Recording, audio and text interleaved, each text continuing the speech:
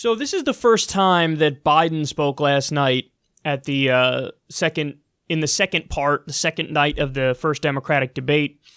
And this is a rare instance where he was actually asked a pretty good question. And boy, oh boy, did he dodge it like Neo from The Matrix.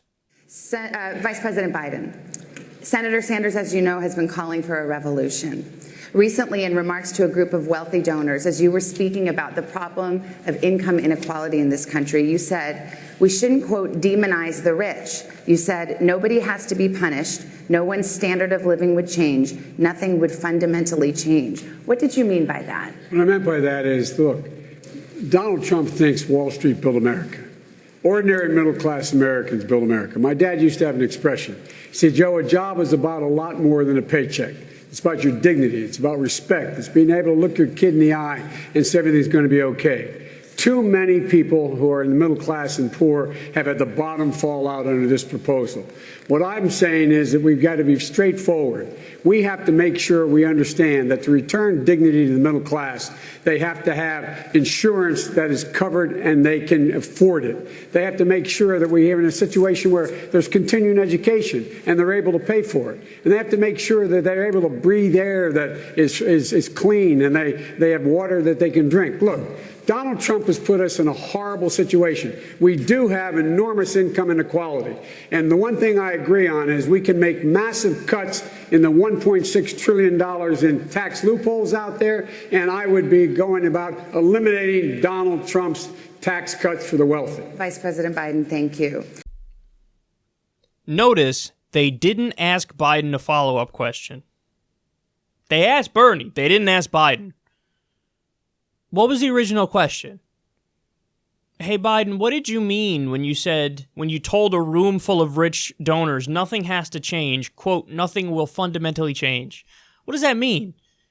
And his response was, Trump thinks Wall Street built America. That was literally his response. Bro, what? What? I mean, that's not even remotely close to answering the question. I mean, you're in another goddamn area code, son.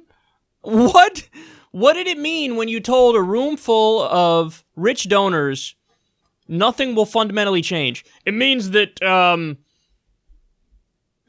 Trump thinks that Wall Street built America. This was Joe Biden's entire night. It was just incoherent babbling. It was just no confidence either. Whenever he got to, like, he would be talking about something, just rambling, and then he would say, oh, my time's up. What? Now, don't get me wrong. I'm in favor of people stopping when their time's up, because sometimes they drag on and it was obnoxious and annoying. But you don't, like, he would, like, skirt, slam on the brakes, make up, time's up. Almost like he knew he had nothing to say and he was tired of bullshitting, so he just tapped out. He just seemed like it was past his bedtime all night. He looked like a lost, sad old man.